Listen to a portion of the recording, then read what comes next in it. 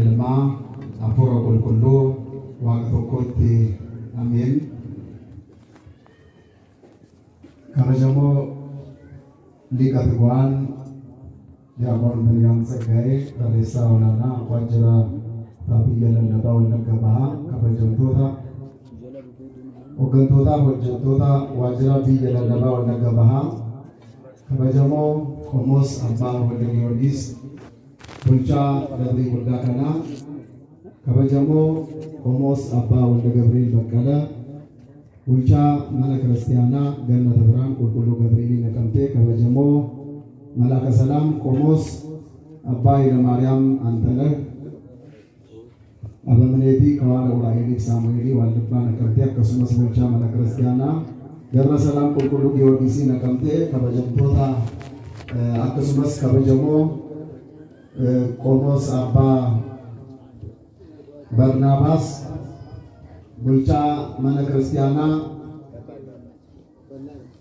Dargee Falagayoot Abuna Gabra Manfas Quddusiin Naqamtee, kabajamtoota abbootiin qolluuwwan obboloonni diyaaqonoon faarfattoonni dilbataa abbootiin armeewwan obboloonni shamarranis daa'imman martinuu keessaan alaan taatanii sagaleen kun kan isinitti dhaga'amaa jiru hundumti keessanuu nagaaf nageenya waaqayyootiin amma nagaan isin gaafadha.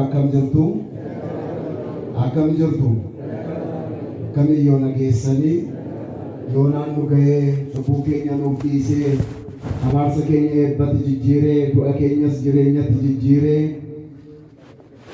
waa hedduu keessa nu dabarsee nu eegee nu tiksee nu kunuunsee kan yoo naannu ga'ee addunyaa cubbuudhaan jirtu keessaa immoo nu fo'atee adda godhee mana isaa keessatti kan walitti nu qabe jaalalli abbummaa isaa addunyaa mara kan dinqisiisaas jiru jaalala abbummaa isaatiin kan nu jaalate hundee jireenya keenyaa utubaa mana keenyaa miidhagina eenyummaa keenya hundaa kan ta'e gooftaan keenya fayyisaan keenya qorichi keenya Yesuus Kiristoos gochaa nuuf godhe oolmaa nuuf oole hundumaatiif ulfaata maqaa isaatiif galanni haa ta'u. Bagatteen isin ga'e.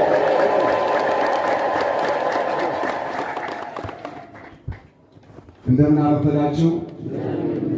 ቸርነቱን አብዝቶልን በፍቅሩ እየጠበቀን በደላችንን ሳይቆጥርብን ለበረከት በበረከትና ስለ በረከትን በምናገኝበት በዚህ ቅዱስ ስፍራ የሰበሰበን የቅዱሳን አምላክ የእኛም አምላክ ልዑል እግዚአብሔር የመመኪያችን ዘውድ የደህንነታችን ፋና የሕይወታችን መሰረት የቤታችን ጉልላት የማንነታችን ሁሉ ውበትና ጌጥ የሆነው መድኃኔዓለም ኢየሱስ ክርስቶስ ስላደረገልን ደግሞም ስለሚያደርግልን ሁሉ ነገር ታላቅና ያው ስሙ ለዘላለሙ የተመሰገነ ይሁን።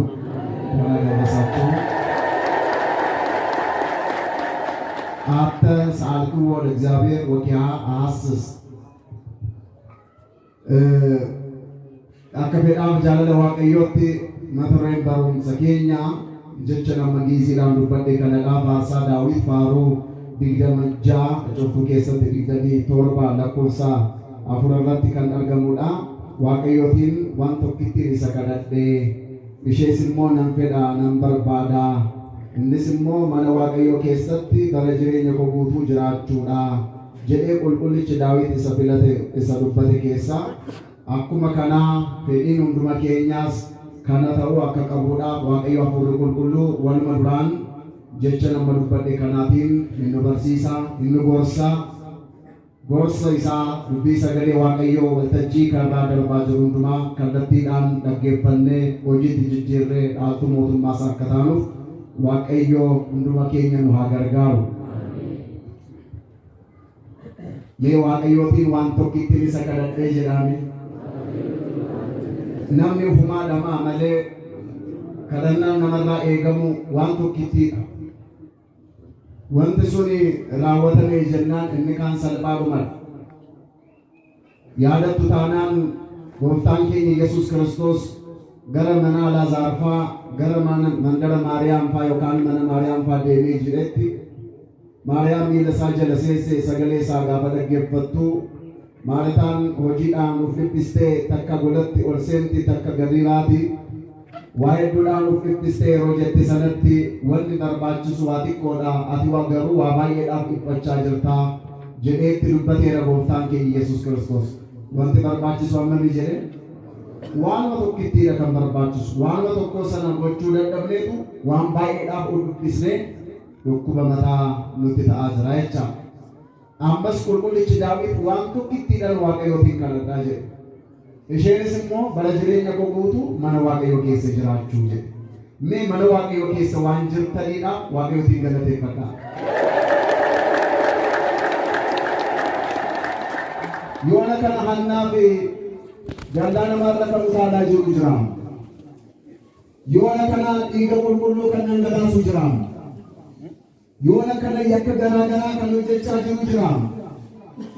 Yoona kana lafa xuraawaa ta'etti lafa Waaqayyo hin jaalannetti kan argamee jiru baay'eedha. Nuyi garuu eeyyama eenyu ta'etu iddoo kanatti walitti qabamne eeyyama saanuu ta'e Waaqayyo uumaan keenya galanni maqaa isaatiif haa ta'u. Galanni maqaa isaatiif haa ta'u. Qulqullichi Daawit waan kana barbaada ture. Bara jireenya koo keessatti mana Waaqayyoo jiraachuu kadhannaan koo inni jalqabaas inni dhumaas kanadhaa jedhe. Mee kadhannaan hunduma keenya mana Waaqayyoo keessa jiraachuu haa ta'u. ከናፉን እግዚአብሔርን አንዲት ነገር ለመንኩት እርሷንም ደግሞ እሻለሁ በእጅጉ እፈልጋታለሁ ያችን የልመናዬን ውጤት አለ። በሕይወቴ ዘመን ሁሉ በእግዚአብሔር ቤት እኖር ዘንድ እግዚአብሔርን ደስ የሚያሰኘውንም አይ ዘንድ መቅደሱን እመለከት ዘንድ ዋን waaqayyooti gammachiisu qofaarra jireenya isaa guutuu jiraachuu barbaade Daawit. Laphee Daawit iblaate hunduma keenyaaf nuuf haa laatu maaloo. Ameen. Mata duree kanaan haala kanaan waliin turraa gaggabaabsineetu ni baranna Waaqayyo nu barsiisuuf nu gorsuuf fedhaaf jaalala isaa nuuf haa ta'u. Gurra duulee Waaqayyo nuuf haa banu. Laphee cabee Waaqayyo hunduma keenyaaf nuuf laatee naamusaan dhaggeeffanne waan dhageenyu hundumaattis dhageenye galuu qofa osoo hin taane isa dhageenyetti akka jiraannuudhaaf Waaqayyo hunduma keenya nu haa gargaaru. Dhaga'uu irratti rakkoo hin qabnu ittiin jiraachuu irratti rakkoon keenya inni guddaa.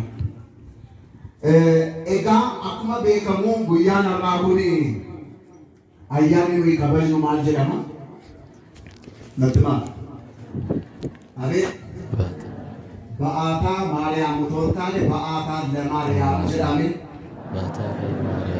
Maal jechuudha? Ba'aataa jechuun gara mana qulqullummaatti ol seenuu ishee jechuudha. Ba'aataa. Kanaafuu gara mana qulqullummaatti ol seenuu ishee kanatu guyyaa har'aa kanatti kabajamaa jecha. Akkuma beekamu ayyaanni dubree Maariyaam baay'eedha. Kidaana Mihirat jenna, ba'aataa jenna, lidataa jenna. Kun hundumtuu kidaana Mihirat guyyaatti waadaa ilma isheerraa waaqa isheerraa Yesuus Kiristoos irraa guyyaatti waadaa argattedha jecha. Kanaafuu kidaana Mihirat sanuu waadaa dhiifamaa jedhama jecha. Lidataa Lamaariyaam jechuun immoo guyyaa dhaloota isheetiin immoo ba'aataa Lamaariyaam inni jennu kun immoo guyyaatti gara mana qulqullummaatti ol seente. Seenaa kana gabaabsinee seenessuudhaan seenaa kana keessatti waa baay'ee nuuf ilaalla jedhee kan qabdadha. Waaqayyo nu haa gargaaru. Abbaan ishee Iyyaaqeem jedhama. Haati ishee eenyu jedhamti? Haannaa jedhamti. Haannaa jechuun kennaa jechuudha. Kennaa kan jedhamtu as keessa jiraatte maqaan kee garagaraansaa Haannaadha jecha. Haanna immoo miti. Haannaan isin jechaa jira. Maaliif gaafa dheeratu gaafa gabaabbatu beekanii kan hundi kee Haannaa kennaa Waaqayyoo irraa argamte jechuudha isheen inni. Abbaan ishee Iyyaaqeemidha. Haati ishee immoo Haannaa. Abbaan ishee qomoo Yihuudaa keessaa kan ta'edha. Haati ishee ammoo qomoo Leewii keessaa kan taatedha jecha. Garuu jireenya hafuuraa keessatti qomoodhaan adda adda wal qooduun barbaachisaa miti waan ta'edha. Qomoodhaan garaa garaa haa ta'uyyuu malee gaa'ilaan tokko ta'anii jaalalaan jiraachaa turan. Jaalala isaanii kana Waaqayyo isiniif haa laatu. Waaqayyo hunduma keenyaaf nuuf haa laatu. Ati gamanaa dhuftee jennee wal qoodditii akkasii kan hafuura akkasii kan Waaqayyo keessaa balleessu. Namni nagaa ta'e jenna, namni gaarii ta'e jenna, namni yeroo hundumaa yeraa hin hojjenne bakka hundumaattu hundumaaf ni barbaachisa. Namni yeraa hojjete immoo gama isaa ta'u, gamana isaa ta'u, biyyaafis, lammiidhaafis mataa isaa waan toluu qabu. Kanaaf abbaan ishee Iyyaaqeem qomoo Yihuudaa keessaa haa ta'u iyyuu malee haati ishee Haannaanis qomoo Leewwii keessaa haa taatu malee qomoodhaan sanyii walakkaa'uun hin barbaachisu jireenya hafuuraa keessatti waan ta'eedhaaf lammanuu namoota Waaqayyoo waan ta'aniidhaaf gaa'ela ijaarratanii gaa'ela isaanii keessatti jaalalaan jiraachaa turanii. Waaqayyo jaalala isaa hunduma keenyaaf nuuf haa baay'isu. Yeroo jaalalaan jiraachaa turan kana keessatti egaa qorumsi garaa garaa immoo nama qunnamuu danda'a. Jireenya isaanii keessatti qorumsi isaan qunname dhala dhabuudha. Maal dhabuudhaan isiniin jedhee? Isa kaan achi deemanii as deemanii dhama'anii hojii guyyaa yookaan qansiraas hojjetanii dafqanii bu'anii ba'anii argachuu hin danda'amu. Dhalli garuu eessaa namaa laatama? Dhalli garuu eessaa namaa laatama? Waaqarraati. ናሁ ጸጋሙ ለእግዚአብሔር ውሉድ እጆሎን ከና ዋቀራ አርገመኒና ጀራ ቁልጭ ዳዊት ኮኒ ዋቀራቲ አርገመ ዋንቴዳብ ኢሰ ዋቀራተ የከኑ ዋማ አምላተኒ ዳላዳቡን ሳኒ ኩኒ ጋይለ ሳኒቲ ጉፉ ኢንታኒ ወሪ ጉፍረ ቀብደነ ለጌፈታ ዳላዳቡ ከሰልባ ከንከ ዳላዳቡ ከሰን ኩን ጋይለ ከሰኒቲ ከን ጉፉ ሲኒቲ ታይ Nalli waaqarraa namaa laatamu malee namni yaadee fedhee barbaadeef qofas miti. Namoonni tokko tokko dhala gaafa dhaban abbaan manaa ishee sana hiikee hambiraa fuudhuu barbaada. Yookaan haadha manaa isaa manatti dhiisee ganda keessa jiru. Kana Waaqayyo wajjin wanti walitti nama buusu. Dhalli waaqarraatee argama erga jenne kanas immoo amanna taana hamma Waaqayyo nuuf laatutti Waaqayyotiin eeggachuun barbaachisaadha. Gaa'elli immoo takka ijaarame kan takka diigamu miti jarana. Baay'een keessan gaa'ela keessa jiru. Baay'een keessan immoo gaa'elatti adeemaa jiru. Sirriitti hubadhaa. Haannaaf Iyyaaqeem irraa seenaa isaanii gaafa seenessinu seenaa isaanii keessatti of ilaaluudhaaf malee seenaa isaanii seenessinee qofa galuudhaaf miti.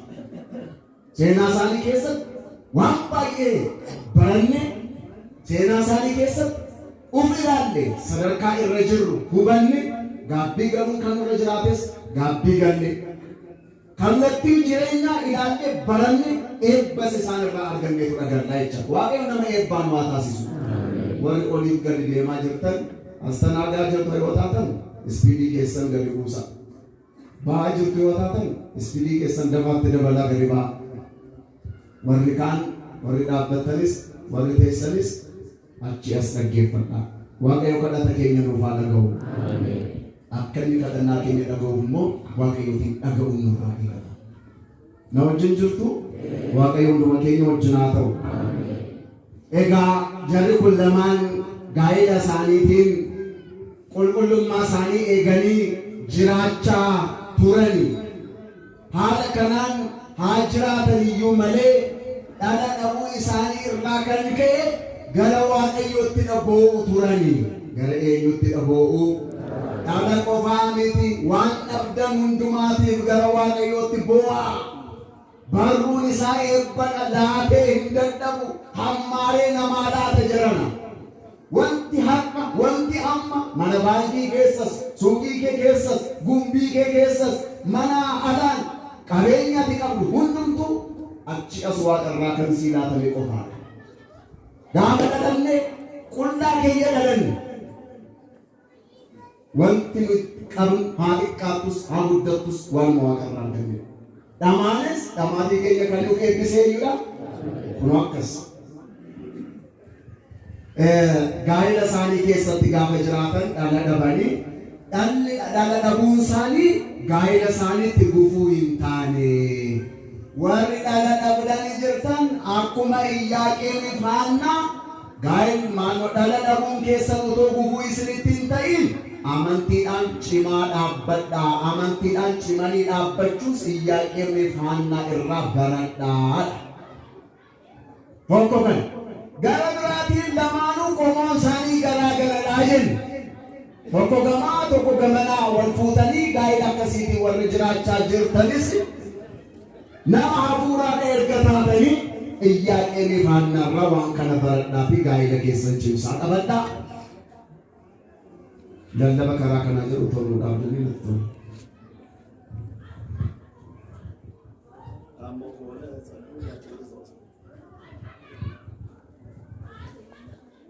Dhaggeeffachaa jirtu? Isa kam?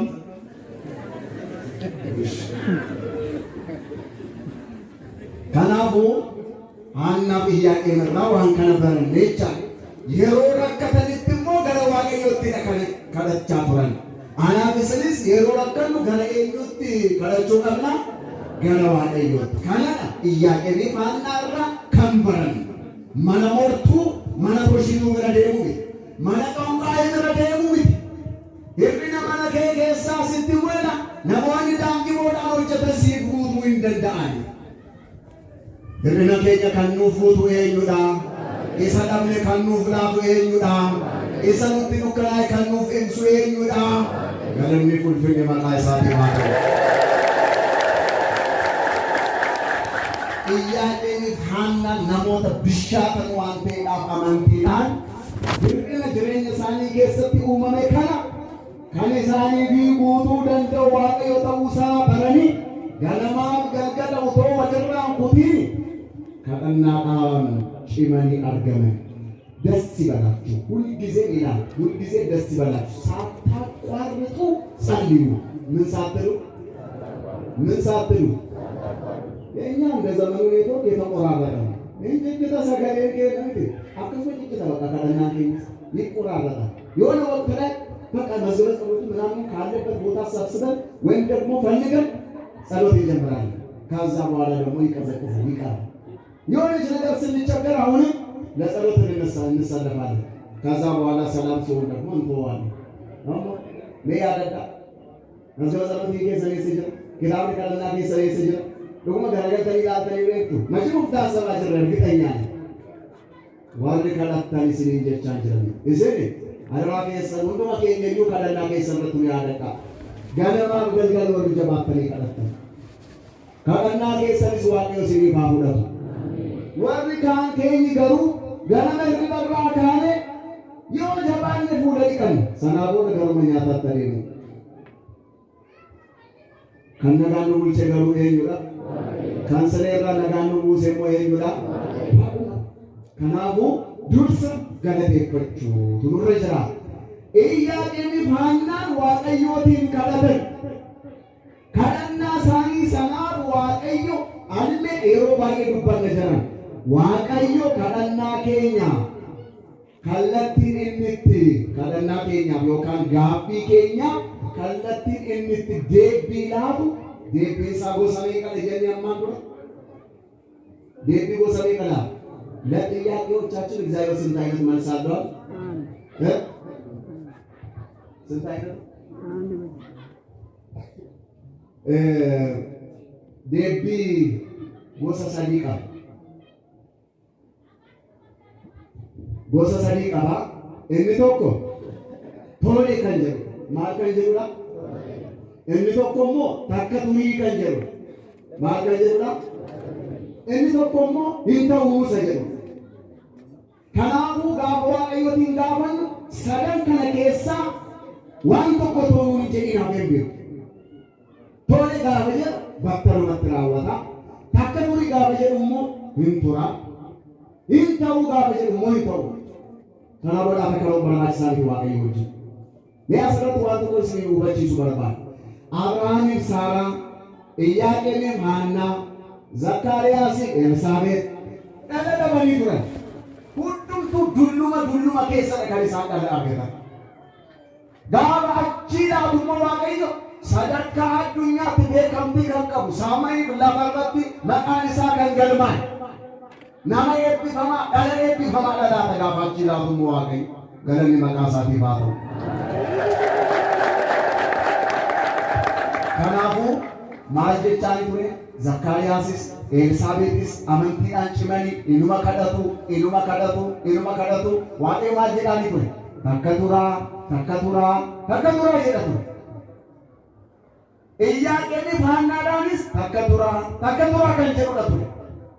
Nuffii tokko malee ganamaaf galgala yeroo hundumaa Waaqayyootiin kadhatu. Anaaf isin har'a dhufnee kadhanne bor ilaalla gala. Boris gaafa ta'uu ni iftaan ilaala. Sanaa booda amantaa masaaniis beekeessan. Jaartii tokkotu maal taateedhaan mana ishee duuba tulluun tokko jira. Tulluu immoo amantaa cimaa yoo qabaattanii tulluu buqqistanii gamatti ceesisuu dandeessu kan jedhu wangeela irra jira. Yaa tulluu nanaa jetti buqqa itti maqaa waaqayyootiin gamatti ce'e jetteen boy ganama jette beellama laafteetti. Boy ganama buqqa itti gamatti ce'e jette. Sanaa booda ganama boroo kaatee gaafa ilaaltu tulluun achuma jiru. Kimbiree fayyaduun yeroo masoosa mul'ata qabatuudha. Durumayyuu ka'uu fi ati ufumaan jedhee malee maal jechuudha durumayyuu hin amannee jechaadha ishee. Isuma duruma sanayyuu hin amannee jechaadha hiikni isaa kana. Innaa baay'een keenya amma kadhannaa gaafa ta'uu didu ammuma kan immoo murtoo gara biraa keessa seenu. Namni waaqayyoo qofaatiin eeggama. Koottaa kabajamtoota maatii waaqayyo. Beellama keenya moo beellama waaqayyootu nuuf gaariidha. Beellatti maa isa kamtuu nuuf gaariidha. Amantanis amanuu baattanis beellamni inni kan kootiin inni kan keessanii homaa tokko maayiin baasu. Kan eenyu wayyare, kan eenyu caalale, kan eenyutu dhugaa dale. Kanaafuu beellama isa kan waaqayyoo eeggadhu haadhuuku. Waggaa 3, 4, 5, 6, 7, 8 guutuu kadhachaa kan jirtu. Hamma ammaatti waaqayyoo nan dhageenya jettee kanuuf nyaattu. Mee tasgabbaayitii waaqayyootiin eeggadhu akka Haannaaf akka Iyyaaqee. Tasgabbaayii. Amantiidhaan cimitii waaqayyootiin eeggadhu. Waaqayyo gaaf tokko deebii kee siif laata. Yoo siif laachuu dide immoo siif laachuu diduu isaa keessatti illee siif eebba qaba waaqayyo. Kanaafuu takka turii isa jedhu Zakkaariyaas fi Elsaabeet irrattis Abrahaamii fi Saaraa irrattis akkasumas Iyyaaqee fi Haannaa irratti takka turaa kan jedhudha. Foolii isa jedhu immoo gaafa ilaallu Museen maal jedhe tulluutti ol ba'ee yaa Waaqayyo sabni kee kun lafa onaa keessa kana jirraa. Yaa Waaqayyo galaanni kun nu fuuldura ciisee jira. Maaloo galaana kana nuuf saaqii jedhee gara Waaqayyootti kadhate. Museen abeet jedhe ulee qabatteetti dugda galaanichaa rukutii jedhe. Dugda galaanichaa gaafa dhaqee rukute yeroo masalatti galaanni sun gargar saaqamee jedhe. Kadhannaan Musee yeroo masalatti dhagaame moo dhagaamne. Kanaafuu deebii isaa gosa sadii keessaa isa kamidha Museedhaan kan jedheeni tolee isa jedhu ture. Argitan battalumatti tolee jedhe. Takka kadhannaa keenya. Inni sadaffaan immoo hin ta'uu isa jedhu. Isa kamidha? Isa kana mataa bu'uu kan nuti ta'uu annaasni. Ayimachenne. ከእግዚአብሔር የሆነ ነገር የማይመች የለም። ግድ የላችሁ ዋቀራና ተው ማለ ወንቲ ዋቀራቴ ሁንቱምቱ ከንጋሪን ታንጅሩና አመና ኢጆሌን ሃቲ ዘብዴዎስ ማን ሃቲ ማና ዘብዴዎስ ኢጆሌ ሼቲ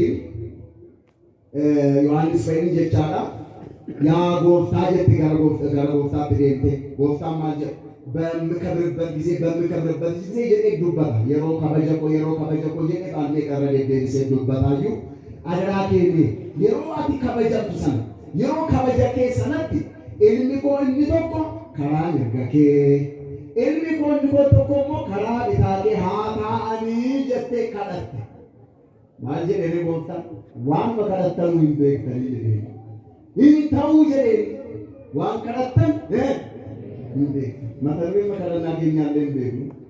Maal jennee akka kadhachaa jirrullee hin beeknu baay'ee kee. Waan kadhattanuu hin beektane hin ta'uu ittiin jedhe. Maaliif hin ta'uu jedhee naan hin jettu?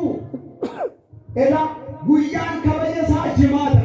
Kan inni kabajamu fannoo irrattidha kabaja koo jedhee kan inni dubbachaa ture.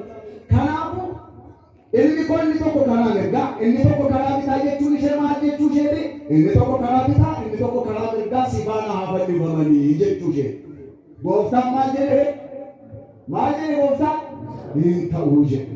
Ishee miidhamoo ishee jedhee dubbate. Ishumaaf jedhee dubbate. Ijoollee ishee jedhee dubbate. Waaqayyo hin ta'u gaafa siin jedhus waan ati barbaadde sana keessaa miidhaa ta'e sirra ga'uudhaa danda'a. Kanaafuu waaqayyo hin ta'uu siin jedha si oolchuu barbaade. Ati qarshii 10,000 miidhaan akkasii jira gama ce'uun barbaada yaa waaqayyoota. Lakkiin ta'u isuma asii 300 si wayyaa jedhamoo waaqayyo. Hamma yoomiitti waggaa meeqa guutuu gammoojjii keessan ta'a gara Finfinneetti ol guddachuun qabaa jetta. Waaqayyo immoo nagumaan si jiraachisu barbaadeera ta'a gammoojjii sana keessatti. iddoo fedha waaqayyoo ta'etti akka fedha waaqayyootti jiraachuu wayyuu jiran. Kanaafuu Haannaa fi Iyyaaqeemis kadhannaa isaanii keessatti gaaffii isaaniitii waaqayyo deebii akkamii laachaa ture? Gaaffii isaanii deebii akkamii laachaa ture? Takka turaa kan jedhu. Haannaa fi Iyyaaqeemis obsanii argaman. Maal ta'anii argamanii? Haadha facaalistee murran yookatii Haannaa fi Iyyaaqeem irraa kana haa baran. Takka bu'ii gaafa jedhaman tolee jedhanii turan isaan. Anaaf isinis tolee akka jennuudhaaf qalbii akkasii kana Waaqa hunduma keenyaaf nuuf haa laatu. Tolee jedhanii turan. Ganamaaf galgala garuu utoo walirraan kuti inuma kadhan. Guyyaa fedha keetti haa ta'u. Guyyaa fedha keetti haa ta'u jedhanii ganamaaf galgala inuma kadhatu. Haannaa fi Iyyaaqeem irraa waa baay'ee barachaa jira jedhee kan nayyaa. Akkanumaa dhagaa jirra otoo taanaan garuu yaa duunee irra jedhama. Waaqayyo tures obsaan eeggatan. Waaqayyo tures obsaan eeggachuu Haannaa fi Iyyaaqeem irraa barannee jecha. Yoo inni tures turtiinsaa unuuf gaarii mala waan ta'eef obsaan isa eeggatan. Yeroo isaanii filaatu immoo dhala eebbifamtu. Eebbifamtuu qofaa otoo hin taane eebbifamuu addunyaa maraaf sababa kan taate Dubree Maariyaamiin fuudhee isaan badhaase. Galanni maqaa Waaqayyootiin. Maal jedhamaniitu arrabsamaa turan? Gadameessa isaanii kan gogse Waaqayyo abaaramaniitu abaaramtoota jarri kun jedhaniitu hundumtuu quba isaanitti baasu turan. Haa ta'uutii garuu amma dhugaan ba'e maal kan jedhudha? Isaan hin abaaramuu haa turuuti eebba addunyaa maraaf sababa kan taate eebba caaltu Maariyaamiidhaan fuudhee isaan badhaase isaaniin eebbise. Galanni maqaa Waaqayyootiin haa ta'u. Waaqayyo isin dhiiseeraa jedhanii qubatti baasu turan. Waaqayyoon isaan dhiise. Karaa isaanii addunyaayuu eebbisuu barbaadeedha. Kana qofaa miti. Gooftaa keenya Iyesuus Kiristoosiin fooniin jecha Iyyaaqeem akaakayyuu Haannaan immoo akkoo ta'uudhaaf illee carraa akkasii kan argatan jirana dulluma keessa. Galanni maqaa Waaqayyootiin haa ta'u. Hojiin Waaqayyo akkasii obsaan eeggatanii jenna. መጨረሻ ላይ እግዚአብሔር ባረካቸው። በስተርጅና እግዚአብሔር ባረካቸው። በፈለገው ቀን ያምጣ እሱ የሚያመጣው ነገር ሁሉ ለሰው ልጅ በረከት ብቻ ነው። ለሰው ልጅ የሚያስበው ሐሳብ ሁሉ በረከት ስለሆነ ለእናንተ ማስባት ሐሳብ እኔ ያውቃለሁ ያደርስ ይያዱነቱ በካje ከናፉ አናም እስንስ ኤየ ያዋቀዩ ያረኑ ፍቱል ያረኑ ፍተው ሲቱ በካ ጀቹ ቀና ይቻል Dubree Maariyaamiidhaan isaan badhaase isaanis dhala eebbifamtu kana argatan. Akkaataa kanaan gaafan gaggabaabsu isa argatan sana Dubree Maariyaamiitiin jecha wareegni isaanii durii maal kan jedhu ture yaa Waaqayyo kadhannaa isaanii keessatti yoo ilma nuu laatte sanaaxirii laatee maqaama laatee lubootaaf kabaroo taa'ee rukutee dhaabatee surukutee akkaataa kanaatiin akkasi tajaajilu goonaa. Yoo durba nuu laatte immoo jedhan isheen immoo bishaan waraabdee akkasumas warqee hootee darbees immoo masooba warqeecha masoobii warqee hodhitee waan kanaaf ol ta'an waan kanaaf kana fakkaatan tajaajila mana qulqullummaadhaaf kan oolu hundumaa hojjettee akkasii tajaajiltu goonaa. Maal jechuu isaanii? Yoo nuuf laatte siif laannaa jedhan. Meeqa deesaayidha? Yoo nuuf laatte siif laannaa. Wanti amma nuti fakkaatamu kan eenyuuti? Eenyuutu nuuf laate? Isa Waaqayyo nuuf laate Waaqayyoodhaaf laachuudhaaf dadhabnaan baay'eeti. Mee ilaala? Isa Waaqayyo isaaniif laate Waaqayyoodhaaf laachuudhaaf nama qophaa'edha. Iyyaaqeemiif Haannaa. Yoo nuuf laatte yoo arganne siif laannaa. Akka mana kee tajaajilan goona. Dhiiras haa ta'u durba kan barbaadde yoo nuu laatte mana kee akka tajaajilan goona jedhanii kadhachaa turanii. Amma kadhannaan isaanii haa turuyyuu malee dhaga'ame. Maariyaamiidhaan Waaqayyo isaan badhaasee badhaasa Waaqarraa kana argatan Dubree Maariyaamiitiin jecha. Erga argatanii booda wareega isaanii sana eeganii waggaa sadaffaatti jecha garaan ishee otoo firan bariin arrabni ishees otoo midhaan hin bariin gara mana qulqullummaatti fuunee adeemuudhaa qabnaa wareega keenya eeguudhaa qabnaa jedhanii waggaa sadaffaa isheetti dubree maaramiidhaan fuudhanii gara mana qulqullummaatti achiis dhufan. Nagagaa jirtu Waaqayyo kadhannaa keessanis ni faadhaga'u. Kadhannaa hunduma keenya Waaqayyo nuuf faadhaga'u. Amma kanallee ameen kan hin jenne jira. Ameen nuuf jechisiisu Waaqayyo. Mucaa isaanii gara mana qulqullummaatti fidanii dhufan. Garamitti fidanii dhufan? Mana qulqullummaa keessatti seeraan akka guddattuudhaaf. Akka fedha Waaqayyootti taate Waaqayyoodhaan akka tajaajiltuudhaaf guddisa akka hin banne guddisa gaarii ta'een mana qulqullummaa keessatti akka jiraattuudhaaf. Cubbuun tokko yoo ta'u ishee irra jiraatiin qulqullummaadhumaan utoo jirtuuti gara mana qulqullummaatti achi as fidanii dhufan. Kana akkaataa guddisa ijoollee kanarraallee barachuu ni dandeenya jechaadha. Garamitti fidanii jenne gara mana qulqullummaa Waaqayyootti. Mana qulqullummaa Waaqayyootti akka ishee jiraattuudhaaf jecha kabajamtoota maatii Waaqayyoo dhala qabdu warri dhala qabdan ijoolleen keessan eessa ooluu? Ijoolleen keessan eessa buluu? Ijoolleen keessan maal hojjetu? Ijoolleen keessan eenyu faana ooluu? Dubreen Maariyaam ergamootaa waliin mana qulqullummaa keessa turte. Guddinni ishees mana qulqullummaa keessattidha ture. Guddinni ijoollee keessanii maal fakkaata? Iyyaaqeemi Haannaa warri baranaa warri ammaa mee naa deebisaa? Akkaataan guddisa ijoollee keessanii maal fakkaata? Haannaaf Iyyaaqeen mucaa isaanii utuu guddisa hin balleessin daa'imummaa isheetiin fuudhanii gara mana qulqullummaa Waaqayyootti fidan. Mana qulqullummaa Waaqayyoo keessatti qulqullummaadhaan Waaqayyootiin tajaajila akka guddattuudha jecha argitanii. Durumayyuu maalamitti kan isaanii fidaate Waaqayyo isa Waaqayyo isaanii fidaate isaan immoo Waaqayyoodhaaf deebisanii laatan. Wareega isaaniis eegan. Dhaggeeffachaa jirtu? Wareega isaanii eegan. Koottaa anaaf isin ani meeqa wareegne? Meeqa raankiin nu taajjaba?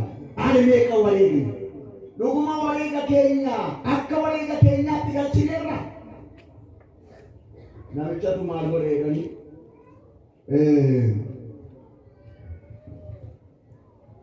Sangaa tokko jalaa bade. Sangaa tokko jalaa badee barbaadee gara torbee lamaa barbaadee dhabee jedhan. Gaafa dhabuu amma gara bataskaana Mikaa'elitti deemeetu yoo sangaa koo kana naa argite sangaa masaa kana bineensi gashaa'e. Akkasuma kadhatee zoor jedhee gaafa bataskaanicharraa gadi bu'u sangicha argate. Dhiisi bakka Mikaa'el sangaa koo argate. Inkolti dubbii akkasitti ofitti qoosaa jira. Tokkos immoo akkasuma sangaa barbaadee dhabee innis immoo sangaa isaa ta'e. Maal jedhee immoo gaafa walee sangaa koo argadhe jennaan sangaa koo sana gurguree kan qarshii sangicha itti gurguree fideensi laadhaa jedhee innis immoo. Machuu baraasaaችን የምናሸው እግዚአብሔር የሚዘበትበት አምላክ አይደለም እና sangaa koo kana gurguree si laadhaa jedhe. Akkuma jedhee immoo sangicha ammas argate innis immoo. Argatee jennaan gabaatti achi baaseetu sangaa kana yeroo sana birrii 600 qarshiin inni guddaa. Kanaafuu maal godhee birrii 600 sangichi garmalee guddaadha waan ta'eedhaaf namni hundumtuu bituudhaaf itti gojjamee sangicha meeqa jedhee sangicha birrii 2 jedhe. Handaanqoo tokko immoo fideetu dugda isaarra kaa'ee handaanqoon kun immoo birrii 600dha jedhe. Walitti birrii 600f birrii 2dha jedhe. Bitachuu barbaadan bitadhaa jedhe. Bakka handaanqicha dhiisnee sangicha bitachuu hin dandeenyu? Wal faana malee jedhe. Ishii gaa'elanii warri sangicha barbaadan handaanqicha soojjuma fudhatan. Gatiin handaanqoo meeqadha? Birrii 600. Gatiin sangaa meeqadha? Kanaaf buleedhaan namichi sun birrii meeqa fidee dhufuufi? Akkasii ofirratti qoosaa jira. የምንሳለው እንኳን በአግባቡ የማናስገባ እግዚአብሔር ካደረገልን ነገር ለእግዚአብሔር ለመስጠት የምንቆጠቆጥ ሀቂቀኛ ከሰው እንጋበሉ ብላ ዋርጊሳሮም nuni gaafa waaqni walaaf deebisnee ilaallu akka keenya roonu. Inni haqamuuf laatee boritti hin shakkamaa jedhama. ዛሬ የሰጠን እግዚአብሔር እንዴት ለነገ ይጠረጠራል? ዛሬ ያደረገልን አምላክ ለነገም ታማኝ ነው። እኛን የሚያኖርበትን ዘዴና ጥበብ እግዚአብሔር አያጣም። ስለዚህ ለእግዚአብሔር የተሳላችሁ ሰዎች ተስላችሁ አታስቀሩ። ያሰራችሁ ጩፉላ ያረገፈቻ ጅርቱ ነሞኒ ባየን ከኘቻ ማርጎቻ ጀረበቱ አንጂ አራ ከለብሌሉፋ አኒ ወጋራ ከለብሌሉፋ አኒ አከስ ብሌሉፋ ነሞኒ ባየ ዋዳ ገል ወር ዋዳ ሳኒ የገል ፊደን ነሞተ ሙራሰ ወር ካንገሩ አማርኪ ከኝ ሉቃው ተጨሉ በየቻው ቻው ጎል ቢቱ አጥማን ተወደ ቢና ፈለምች ካናዳ ክርስትና ዋቀይ ዋዳ ገለኒ አምብሱ የቹን አባርስ ከመጫን ኢሳን ዋቀይ ዋዳ ገለኒ ኢረሳተው ዱርበሳታቱ ይዋገን ሲብላና ጀረ ዋዳ ሳኒ ኤገኒ ወጋ ሰደፋሽ ጋርመን ቁልቁልማ ዋቀይ ተፊደኒ ይፋ ኢሼሪስ ማለ ቁልቁልማ ዋቀይ ሰነ ከሰት ጉደቴ ጀቻ ማለ ቁልቁልማ ዋቀይ ሰነ ከሰት ጉደቴ ጋፈ ጀኑ ካንሸን ቤቱ ሃዳሼ አባንሼ ቆፋል ካንሸን ቤቱ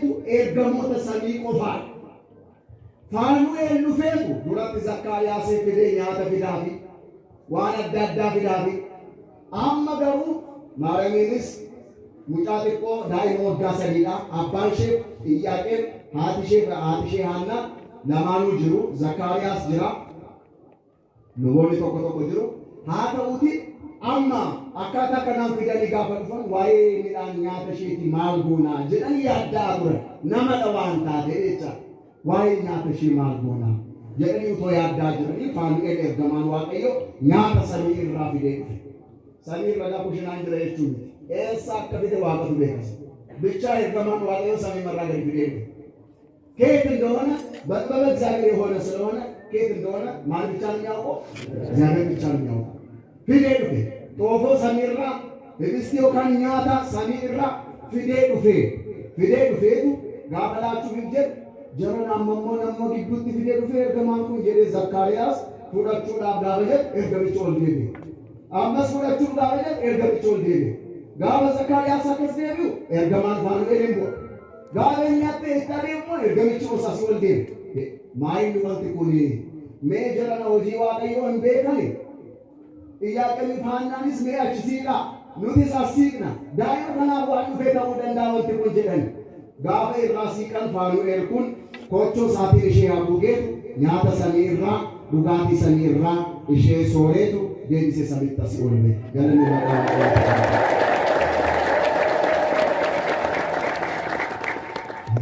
ዱጋን ፈቃድ ምን በጣም ከባድ የሚሆነው ያላመነ ለደረቆረ ሰው በኪደት ለደረቆረ ሰው ላመነ ሰውማ ይሄ እዚህ ግባ የሚባል ታሪክ አለ። በጣም ቀላልና ተራው ለእግዚአብሔር ማለት ነው። ኤልያስ ካይናሉ እስመሩ ፍኖትከ ዳንዲ ከዴራዳ ከላው ከጓደን ተሄደ የገማን ዋቀዮ ኛተ ቢደላቴ ተከኛት ያመስ ቤቤ ጋፈጅ ሲል አመስ ካይና ጀዴ ይሰሰኛችና የገማን ዋቀዮ ዋና ሰነተ ይሄቻ አመስ ጋዋይ ኛተ ሲቲ አካታ ከናፊ ቀበበይና እንደ ካንሰር ባዳ ይላል ወይ ቆቆ ከናን ባክሲራ ማናክሲ እንደ ካንሰር ባዳ ወፈኒስ ተካቢ ተመና ወጋ ሰሪ አቁታ ጣማን ሰከሱ ጣማን ማለን ባረከቱ ዲያሰሊዱ ነው ሃዳውቲ ሜማዱ ዋዩ ደሙ እንደንደኛ አይቻ እኒ ጉዳ ወንድ ለማረከሱ ባይ ከሰከመ ዋይ ቆቆ ሙሉት ያዶፍኒ ቆፋላ ጀረ ኤዩ ዱንያች ሳጀ ኤዩ ዱን ኦባሳጀ አከም ኮነ ከወል በቺሱ ሞአቀይ ማርኩ አነቱ ቆቴ ዲኔ የሚቆየራ ነው ቢቆቆ አነቱ ቆቴ ዲኔ አነቱ ደማ ኤዲዴ አነቱ ደፍቀፋ ከሶሌ ዲኔ ጀን እግዚአብሔር ምንም አያገባውም በቃ ቆቲስ ለፍያት ቆጥሱ ከሌዩቲ ሰንጎኛ ቢቆጥሱ ከሌዩ አይ ሰንጎታ እንግዲህ ኮንጎላታ ዳኒ ቆታ የቹ ደንዴስ हातो मिराना भी बता सुने यूं में रोबी समीरा गरी रोबू को लोगों मारे दी तो वाकई होती है कनाफु वाकई मानना को जिच्चू बरबाचसा እንደዚህ ይዞ ትርስ ነው ያለባቸው ናቸው ሲጀመር ክርስቲያን አይባሉ ማሉማፉ ጋበን ገባምሱ እያቄ ታና ሙጣ ሳኒ ካለ ፊደሊ ገረመነ ቁልቁሉማ ዋቀዮ ፊደሊ ፋኑኤል ኤርገማን ዋቀዮ ሳለ ከናፊ ሶረተ ሼፊ ደደቢሳ ኦድንግል አኮ በስተመራዊ ዘተሰይሰይኪ አላ በስተሰማያዊ ሰማያ ዘበሰለ ያ ዱብሬ ማርያም ጀለ ቁልቁልቺ ሀይች መነ ክርስቲያና ከኛ አባይ ያቆስ ይቻላ ያ ዱብሬ አጥኛ ተደፈራ ከኛ ትምቲ ያ ተሰሚ ሰሚራቲ ቢልቻ ደመለ ጀለ ቅዳሴ ለተገኝ ሰሊት ታነ ይቻላ ያ ተደፈራ ከኛ ትምቲ አቲ ደርገጎን ቢየለባ ከሳ ከንሲ ወጅን ሃሳን ሚቲ ኤርገሞተ ሰሚራ ቢሲዳወት በለ ጀለ ቁልቁልቺ ኤርገሞተ ሰሚራ ወጅን ቁልቁሉማና ጩቡቶ ቆቶና ቂውቶን ቤት ማለ ቁልቁሉማ ከሰት ቁልቁሉማ ዳንጅራቴ ቁልቁሉማ ዳን ከጅራኑ ዋቄ ሁሉ መከኘን ዋገርጋ ሲርሞ ጉዲሰቶቴቲ ዋንቴ ኤዳ ቁልቁሉማ ዳንጅራቴ ኤዳ ኢያጌም ሃናን ዋቄ ወዳለሳኒ ፊላቴ ሰን ዋቄ ወዳብላተ ማረሚንሞ ከና ከስኪከን ዋቄ ወዳብላችሁ ማቲ ሼራ ባለቴቲ ዋንቴዳ እሺንሞ ዋንገረብላ ደበስቴላችሁ ቶንታኔ ጉቱማ ጉቱቴ የኙማ ጅሬኛ ሼፉቴ ተዋቄ ወዳፉ ፍላቴ አርግተን እሺን ጅሬኛ ሼፉቱ ዋቄ ወዳብላቴ የኙማ ሼፉቱማ ሰዋቄ ወዳብላቴ አናፋት ግሪ ለመላችሁ ረት ወላን ሰው ወልቀም አናፋት ግሪ ተቆ ብርቂ ጎዴ ተመከለቱ ዋንጀ ጅሬኛ ሼፉቱ ዋቄ ወዳብላቴ ሼ ኢያቄም ባናን ስሞ ኡቶ ኢየከሰደ ኢላለ ይቁፊን አኩማ ዋዳሳኒሳ አኩማ ወሬገሳኒሳ ፊደኒ ዋቄ ወዳብላቴ ሙጫ መቀጠቡ እሽማኑ ፊደኒ ይብላተኒ ዋቄ ወዳ እኛ ቀላፍ ፖሊስ ቤት ናላ አካታ ከናን አጥቄ ይብሬ ማርያም መነ ቁልቁሉማ ከሰፍቲ ጉደቴ ጉዲሰ ወልቴቲ ዋንቴዳ እስመ ፈተወ ንጉሥ ለኪ ንጉሡ ውበትሽን ወዷልና ምን አይነት ውበት የተለየ ውበት ነበረ ትሕትና ነበረ ቅድስና ነበረ ውበት ከተባለ ውበት የሚባለው ቅድስና ነው ወገኖች ለማብሰል በቆም ከኑ በቃ ኤላ ሪጋም ወርዳሉ ከወንዴ ወከሲቲ ኤልካር ገቻው ባሬ ዱላ ቤቻ መቼም መስታወት ከፈለጊታችን አቁመን ያው ማለሻዊ ከሰሳቱ ወደ የቆጥ መስታወት እንጅራ መስታወት ሰለበረ ደቂቃ እንግዲህ አበል ኢሳ ከሰቱ ሸመሩ ውፍን በለቺና ፍኒ ገጽይቹ እንግዲህ ሰዓቲ አጭ ሰለት በደስለ ሁሉም መለዋቀ ወጥቶ ሁፍኔው ተከዳኔ ረተ ይትና ትልቁ ውበት የውስጥ ቅድስና ውጫዊ ማንነታችን የሆነ ቀን ላይ ይጠወልጋል ይጮልጋል ውበት ከንቱ ነው ደግባት ከንቱ ነው ይላል ውበት ከተባለው ውበት የሚባለው የውስጥ ቅድስና ውጫዊ አፋዊ ቢሆን ውስጣዊ ቅድስናም ቢሆን በሁሉ ሙሉ ናት ለቤታችን የሚል ማለት ነው ስለዚህ ቅድስናዋን አይቶ ንጽህናዋን አይቶ ትሕትናዋን አይቶ አሁን ሰው ብዙ ጥሩ መልክ ያለን ሰዎች ልንኖር ይችላል እግዚአብሔርን አመስግኑ ውስጥ ይውላችሁ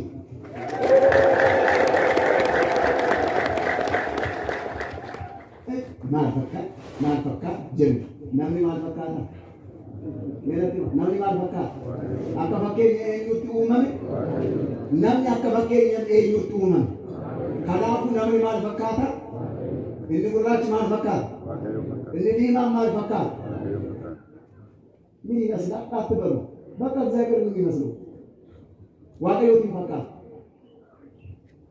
kanaaf hundumti keenya miidhagina gidduu qabaatina ለእግዚአብሔር ውቦች ነን ሁላችን ግሩምና ድንቅ ሆኜ ተፈጥሬ ያለውና አመሰግናለሁ ይላል ዳዊት ሚደጋጎቴ ነው እንተ ተዋንቴና ነን ሲገለቴ ፈቃጀ ሚደግም የሚጉዳ ኢሰኬሳ አማ መከነ በሬኔ አመከነ ግድግድብኔ ያውም ማንተው ለዚህ ጋር ኢንተርኔት ላይ ማይታይ ነገር የለም አስረትስ ዋንጅር ዋለ ኦኬ ወይቶ ስለተፈጠማተው አለው የሌለ ቅርጽ እዚህ ጋር ፊታችን የውሸት ጥፍራችን የውሸት ከንፈራችን የውሸት ጠቅላላ ነገራችን ሁሉ የውሸት ከጸጉር ጀምሮ ድራማዊ እና ሰው በከክሽን ብሎ ጽድቅ ብሎ ታጥቦ እንትን ማለት ይችላል ግን ከቅጥ ያለፈ ጥፍራም ማለት ስድብ አይደለም ጥፍራም ማለት ጥፍር ያለው ማለት ነው ቄስ መስቀና በገየና ያው ጥፍራሞች ነን ማለት ነው ስድብ የሆነው ነገር አሁን ምኑ ነው ጌጥ የሚሆነው እግዚአብሔር የሰጠን ነገር በጥንቃቄ ብንይዘው እኮ በቂ ነው። ገና ማለቱ የራሪ ጋር እንግዲህ ይራቅ ይችላል ይገራ ወደዚህ አማቱ ይቻላል ወሬ ገዳ ለጣዖቱ ለስለት ይገባል። ጸጉራቸው ተላይቶ ህንዶች ለሰይጣኑ ወይም ደግሞ ለጣዖቱ ስለት ይሰጣል። ከዛ ለጣዖቱ የተሰጠው ስለት እየታሸገ ወደ ኢትዮጵያ ተጭኖ ይመጣል። ለዚህ ያሳረካለ ሰሙንኬ ሲወደዱ በቃ ዶንኬ ማህጣይ አካባቢ ካራከማሉ ዘገሌ ዋጋ የለም ጎረስ ወጀነ ያኔ የሆነ ፎቶ ላይ ማይጭ ግርም ነው። እዚህ ላይ ያለ በኪሎ ቢመዘን ተውት ግራም ይቱ በኪሎ ግራም አሲከ አማሲ ኤቦ አማ ኤቦ ከንዶ ድስሪ ነው ያሰለች አሲ ውራቴራ እዶ ሰዲቦ ዶአፎ ውራቴራ ከኑ ሲቢላ መከና ባደ ጉሪ ከኛ ከንዶ የሰገሪ ዋጋ ወዳዳ እንዴት አርጎ እግዚአብሔር ቃልስ ነው የመሬታችን ውበቷና ቅድስናዋ ውበቷ ግን ቅድስናዋን ትህትናዋን ይሄ ቅድስናዋን አይቶ ለእናትነት መረጣት። እስኪ ይድድ በሉ ለእግዚአብሔር ጉድ ሰተት ዋልቴና ዋቂ ሃዱማ ያብሸፍለት ኢሼን ኤበዳ ሁንዱ መከኛው ሰበበ ኤባሉ ፍታቴ እኔ እንግዲህ ላሳጥረውና ቤተሰቦች ልጆቻችሁን በአግባቡ አሳድጉ። ይሄ ምን ይላል ሐዋርያው ቅዱስ ጳውሎስ ወደ ኤፌሶን ሰዎች የተላከ ምዕራፍ 6 ቁጥር 4 ላይ እናንተም አባቶች ሆይ ልጆቻችሁን በጌታ ምክርና በተግሣጽ አሳድጓቸው እንጂ አታስቆጧቸው ይላል። በስነ ስርዓቱ በጌታ ምክር አሳድጓቸው።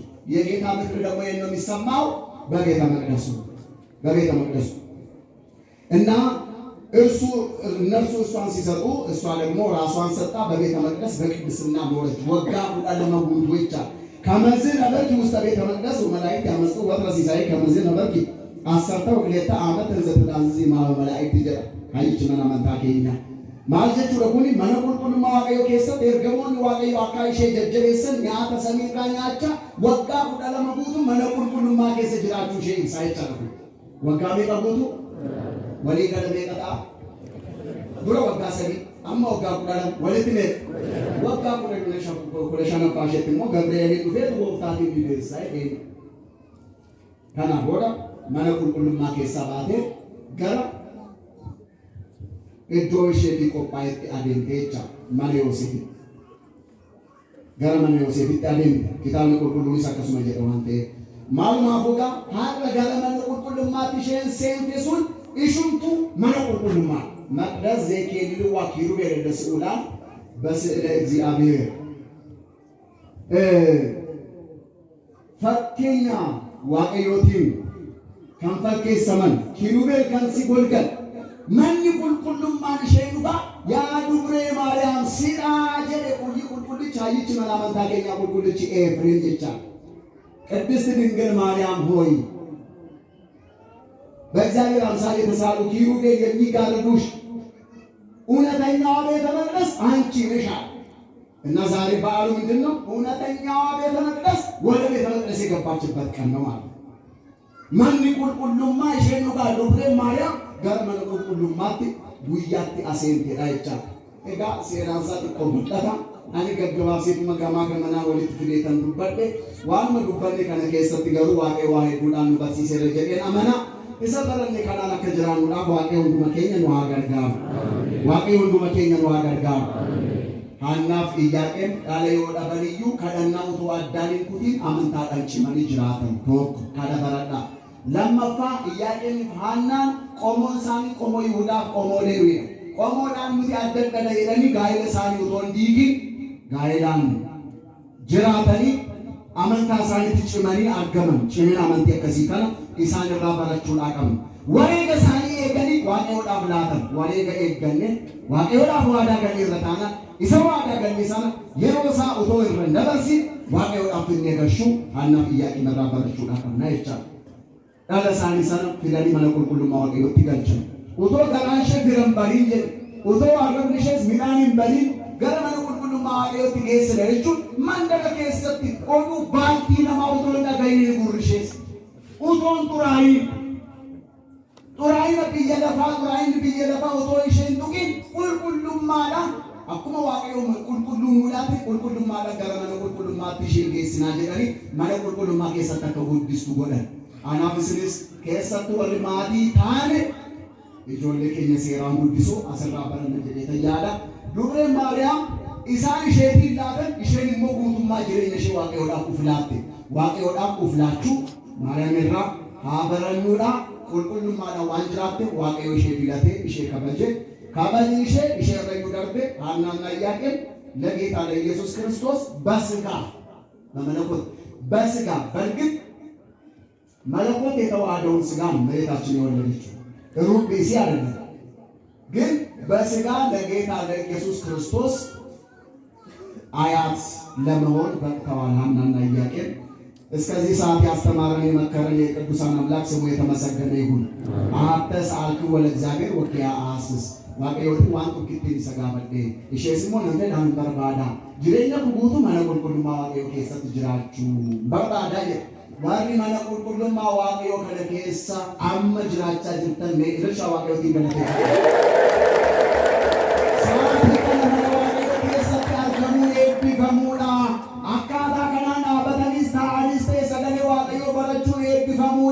ዳዊት ዋንቶ ኪቲን ዋቀዮ ቲንካደሽስ ናንፈዳ ካንኒጀ ማነ ዋቀዮ ከሰ ጅራቹ ካንኒ በርባደ ማነ ዋቀዮ ከሰቲ ኤበቱ ሐማለ ሜኑ ሙካ ማነ ዋቀዮ ከሰቲ ኤበቱ ጅራካ ሃናን ሃቲ ሳሙኤል ዳላ ደብዴ ጋበጀተት ጋራ ማነ ቁልቁሉማ ጋራ ዱብቻ ኤጊት ደምቴ ካዳቴ ዋቀዮ ካንናሽ ዳገል ዳላ ኤብፈማ ሳሙኤል ሸፊላቴ ወንዲ ለበን ሀርከዱ ዋዱ ፈኒ አማረኒ ገሉ ካመነ ቁልቁሉማ ዋቀዮ ኬሳ ካዳተኒ ዶትራ አዳተኒ ለመኒ ቁልቁሉማ ዋቀዮ ፎሳ ኛተኒ ኢገሳዱ ገኒ ጂሬኛ በራበራ ቢዶት ቆባኒ ሰገን መኒ ቁልቁሉማ ዋቀዮ ሰደኔ ዋቀዮ ዶት ዳጋሙራ ኢዶት የብዳር ከሙራ ዋንቴዳ ማነ ቁልቁሉማ ዋቀዮ ኬሰ ጅራችሁ ፈዳጀ ሜረ ዴቢሳ ዱበዳ ረዴቢሳ ዋቀዮ ቲንስ ገለቴ ፈዳ ማነ ቁልቁሉማ ዋቀዮ ከሰት ጅራችሁ በጫሉ ዋንቴ ዳ ዋቀዮ ቲንገለቴ ፈዳ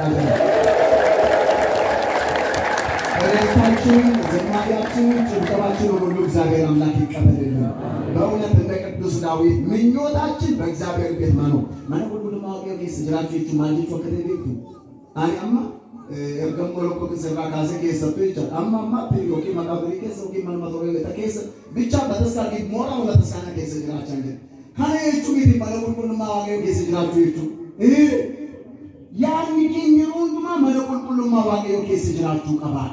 As keessa teenyee yaadni keenya biyya lafaa keessa kan jiru baay'ee keenyadha. Anuma dabalate as keessa teenyee yaada foonii kan yaadnu jirra.